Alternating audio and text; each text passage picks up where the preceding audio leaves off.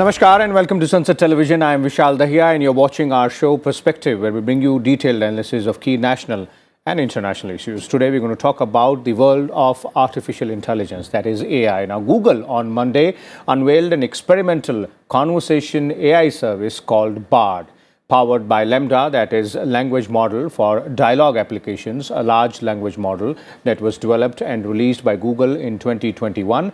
Bard will be initially opened up to trusted testers before making it more widely available to the public in the coming weeks as well.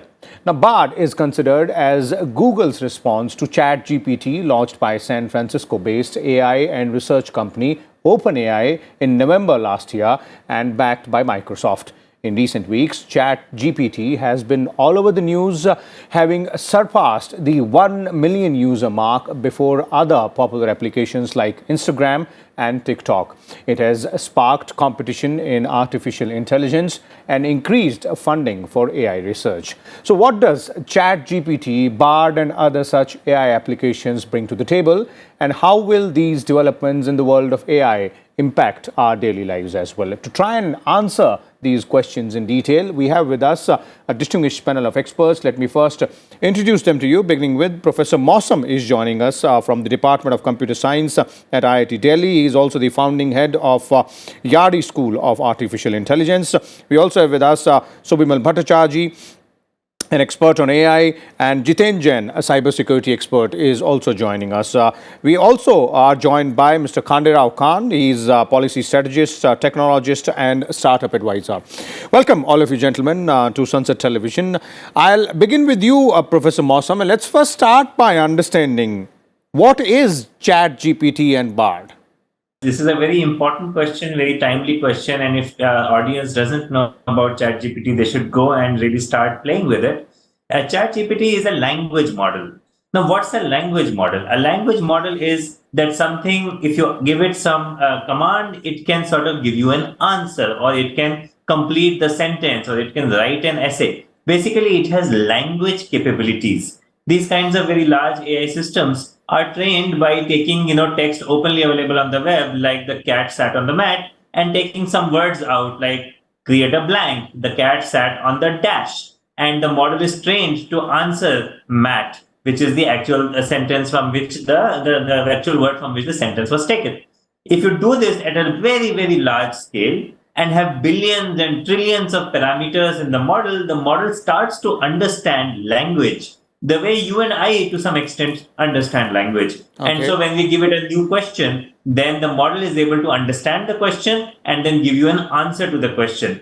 This has been happening for the last 3, 4, 5 years. But what has happened in the last year is that these simple question answering or sentence completion systems are becoming more and more advanced, more and more refined. So you can now have a conversation with these systems. And not only can you have conversations, they can create poems, they can write code. So actually, these models are becoming really sophisticated, and ChatGPT is probably the most sophisticated model that came out to the general public in the last couple of months, where suddenly everybody got astonished as to, wow, the model can answer questions in such level of detail. It can write essays. It can write in the style of a particular poet or in a particular pop style and things like that. It can summarize content. So it has basically amazing language skills. And that is what is becoming a real excitement in the field of AI right now. Okay. That's a very simple way of making our viewers understand what is actually ChatGPT and other applications like it,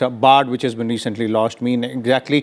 Mr. Khanderao, I'd like to bring you in. It's not as simple as it sounds, as Professor Mausam has explained it to us, if we go a little deeper into it. So I'd like you to go a bit deeper, because this seems to have, spurred or initiated a sort of a battle royale in the world of artificial intelligence. Yeah, so certainly I think as Professor mentioned, it is a large language model. It's a pretty huge. If you look at the ChatGPT itself, it is trained with 175 billion parameters. But this is not the first one. There has been earlier attempts, like say Baidu now also announced the newer version of their chat LLM model. But earlier in 2021, they had announced Ernie, which was just 11 billion parameters. Last year, Google had actually announced a couple of initiatives. MUM was one of them.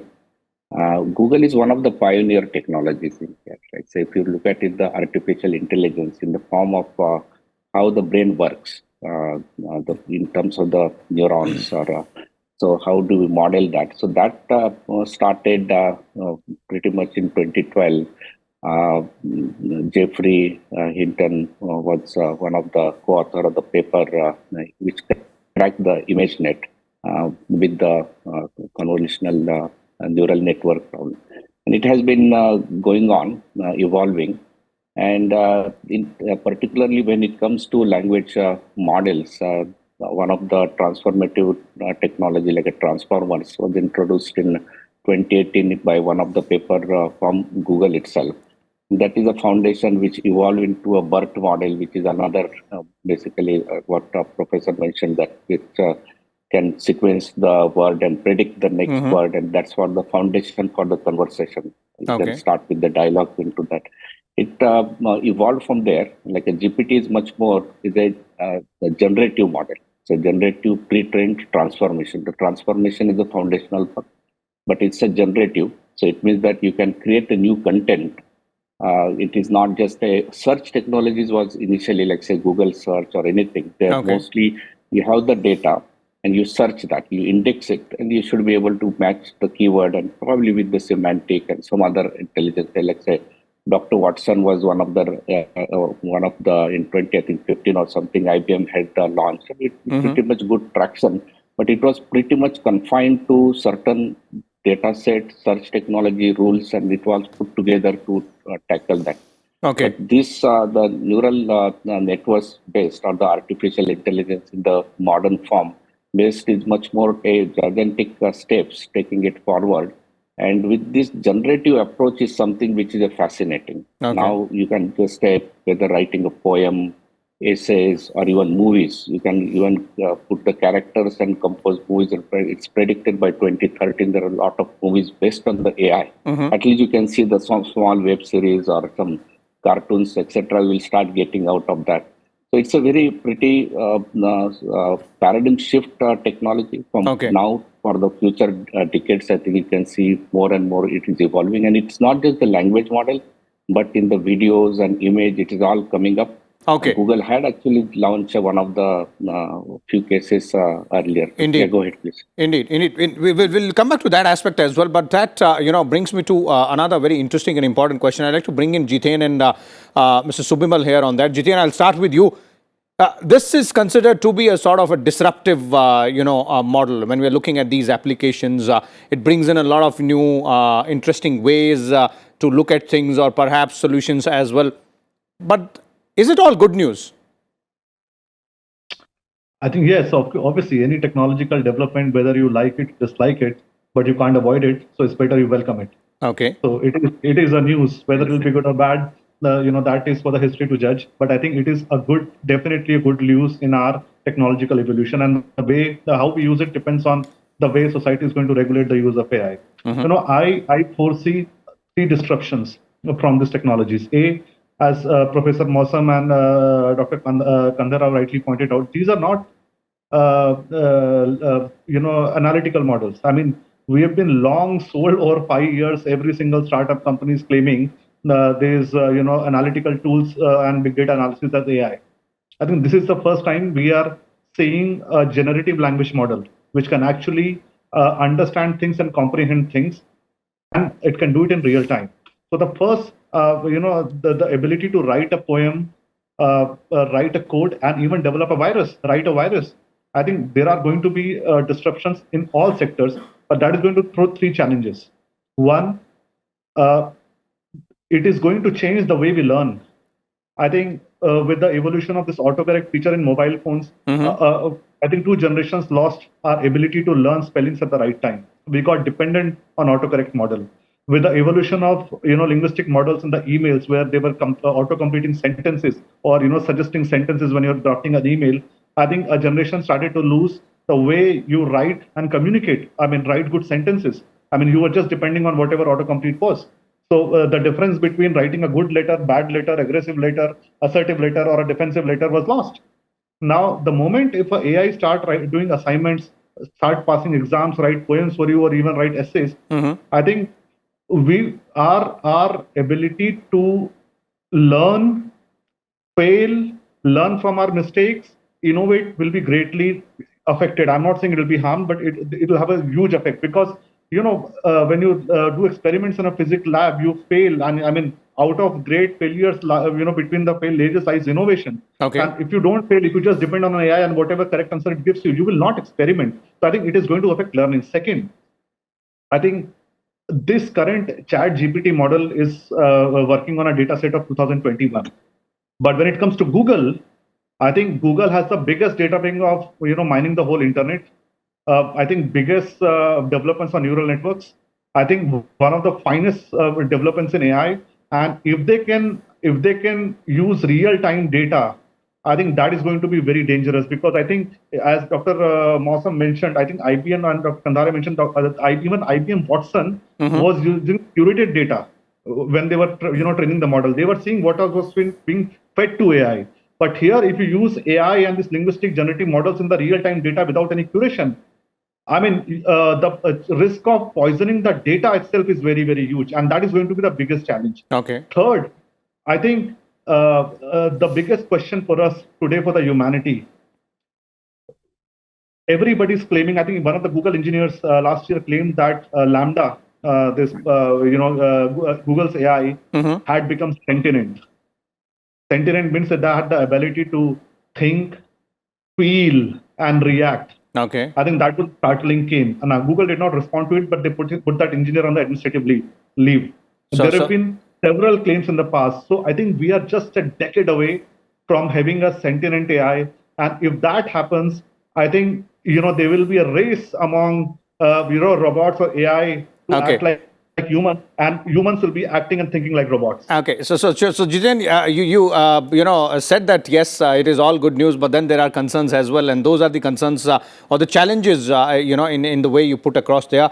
We would have to tackle them. Indeed, to our evolution. Indeed, and those challenges will have to be tackled, and those come in with the development of technology, with new inventions as well. Every time we try and find new ways to do different things. Mr. Subimal, your views there on how do you analyze these developments in the world of artificial intelligence, its impact on our lives, and then, the place where we stand today and where it can take us take all these developments can take us in a matter of years, perhaps, not decades?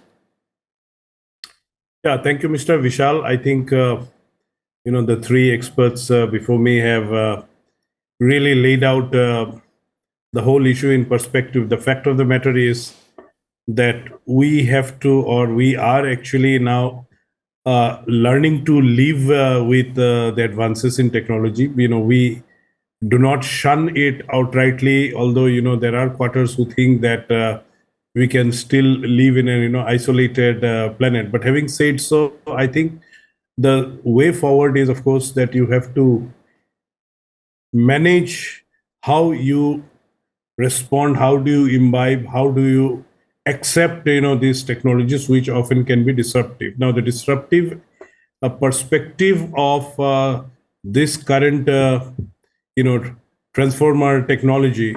First, you saw the ChatGPT, and now as you see BERT coming in, I think this is laying before almost every one of us across the planet the possibilities where we will have to somewhere, I wouldn't use the word regulate, but we'll have to learn to handle, manage, and see where the ethical level or where the acceptance level remains. It's always going to be a balancing act. It's not going to be an easy act. Okay. And this is where all the efforts around artificial intelligence today, the extent to which that acceptability remains, in any community, whether it's the tech community, whether in the society and everything, I think we've lost the connection with Mr. Bhattacharjee there, but I'll go back to him. Meanwhile, Professor Mausam, I'd like to bring you in here on one of the aspects which was mentioned by Jiten, and that is challenges vis-a-vis the learning aspect. There are reports which we have read and heard as well that several schools and colleges have banned ChatGPT because of its potential of its misuse as well. Have you faced such challenges in your department, or the ways with which these challenges can be tackled? Not yet, but the question is valid. So first of all, I'll give it to Jiten that the points that he has brought out, although I don't think much about the sentience issue, but the issues about trust and the issues about the impact to education are very important issues, and we need to be very thoughtful about how do we deal with them. So let's try to deconstruct it. Very early, once upon a time, calculators came into being. And when calculators came into being, it's not like we forgot how to multiply and divide. We still teach the kids how to multiply and divide. They still learn it, but later they make these things fast because they now have access to calculators. If you go back, go forward a few years, computers came in. And if you remember, there's a beautiful movie called, I think, Hidden Figures, where the women there are actually acting as human computers. This is World War time, or this is, time with satellites. They have to compute trajectories, projectile motions, and so on and so forth. And they were doing all those computations by hand. And then computers came into being. Those things could be done by a computer program. And then people started over time doing them by programs. And we don't even hear the word human computer anymore because we don't need the human computers because the computers are now machine computers. But then we need programmers to work with the machines, right? I think we have been dealing with this left, right, and center throughout our history that new technology comes in. It has an impact. It has an impact to jobs. It has an impact to education. And now new skills are needed to be learned. And some old skills, while important to have, are not as important. You don't need to be, like as fast as Shakuntala Devi anymore because you have a calculator, for example. So the point is, we should now start to think about ChatGPT, in my opinion, in the same light, right? Now, here is this thing which has ability to write code. But how would you know whether it is correct code or incorrect code? It has the ability to write a paragraph. But how do you know whether it is giving you factual information or not giving you factual information? See, the point is that the only thing it has achieved is that it has the ability to use very good words. This is how I would say it. Think about a person who has learned English, let's say, really, really well. He can speak, very complicated words. Like, think of Shashi Tharoor, although I don't want to simplify him. He is a very intelligent man. But think about somebody who has that level of vocabulary and English skills, but may or may not know the content and the knowledge correctly. Now, at the face of it, this person would say something very beautiful in good English. You may get impressed, you may get floored, you may feel like, oh, this person really knows a lot. But once you understand what the text says, you may find that, oh, the content is incorrect or the content is not trustworthy. I think this is where we are today with ChatGPT. It has amazing language skills. It can write essays for you. The essay may be wrong. The essay may be factually incorrect. The essay may have ethical issues. The essay may have racial or some other kinds of biases. We, as humans, would have to manage what ChatGPT gives us or Bard later gives us and figure out what part of that content we want to keep, what part of that content we want to rewrite, what part of that content we need to reject. How do we compose our story, our content, our whatever it is that we are doing? So yes, has some skills. It does not have other skills. If we don't teach that material to our students and they start relying on ChatGPT, they would not be able to differentiate doodh and pani, as we say. So we will really need to teach the people the correct things. But then when they go to the job, they can use ChatGPT as an enabler and maybe increase their productivity. At least this is my personal opinion. Okay. Mr. Khanderao, I'd like to bring you in here, and let's fast forward a little bit and bring in another challenge which was mentioned by Jiten there, that to deal with the ethics. Now, of course, it might be some time before we had to actually deal with those issues, but then we will have to be prepared for those challenges from here onwards when the developments are moving at a faster pace? How would you analyze those aspects and the way forward? What needs to be done? Because right now we are reveling in the achievements rather, or the benefits which these technologies can bring in, but then there are challenges as well. Yeah, so ethical AI is also one of the topic emerging very fast, and it has been there for at least for a few years. Various companies are working on it. Even government are also trying to put certain department trying to put some arms around it. That essentially in the AI world, right, the training data matters. It's like a garbage in, garbage out. It's like the language model itself. It's not like a innovation. It's like a mostly adding the data to train, and the scale that you achieve basically can get the results out of that. And previous experiment, I think the Meta had announced a long time back, I think 2016. All of you may remember Microsoft had launched Day, and which basically was a AI chatbot on the Twitter, and within hours or with less than a day, it started spitting out the racist tweets, and then it was taken out. Similarly, when Meta introduced last year, it's I think Blender bot or something. They also had the similar kind of experiences. So Galactica. they were taking It's called Galactica. Oh, yeah. So that basically had the similar experience. So I think the whole AI community is evolving. They're putting the guardrails around, and that's why you can see that Google is cautious. They put it to the beta, not directly giving out to the end users. They will experiment, put the guardrails around that.